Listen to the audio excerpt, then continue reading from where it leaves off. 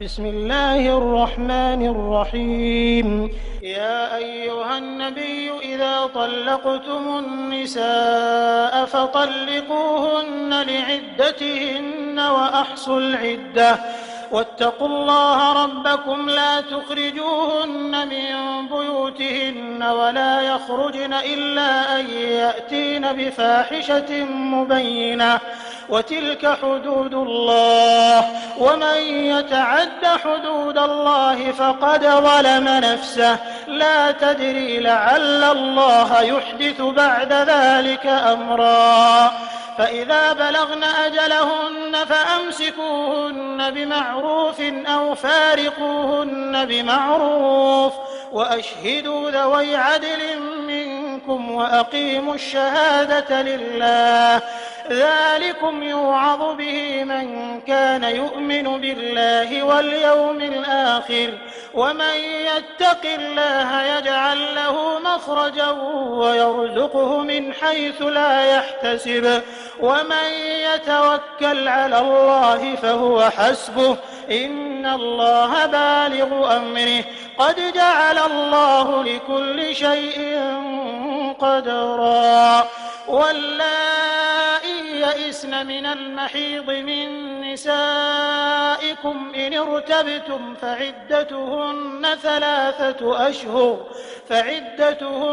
ثلاثة أشهر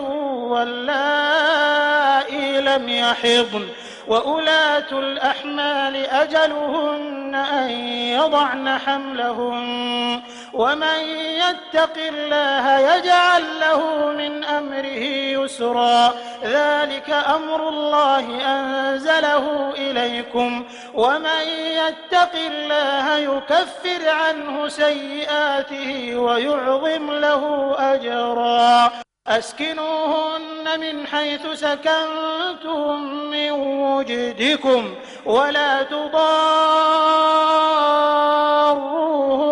لتضيقوا عليهن وإن كن أولات حمل فأنفقوا عليهن حتى يضعن حملهن فإن أرضعن لكم فآتوهن أجورهن وأتمروا بينكم بمعروف وإن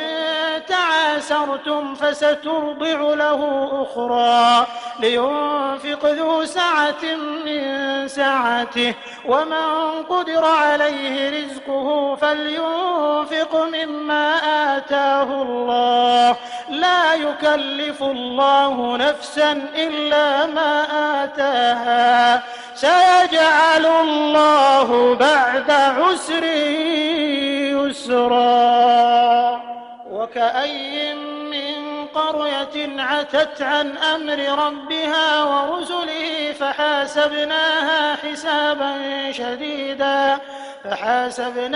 حسابا شديدا وعذبناها عذابا نكرا فذاقت وبال أمرها وكان عاقبة أمرها خسرا أعد الله لهم عذابا شديدا فاتقوا الله يا أولي الألباب الذين آمنوا قد أنزل الله إليكم ذكرا رسولا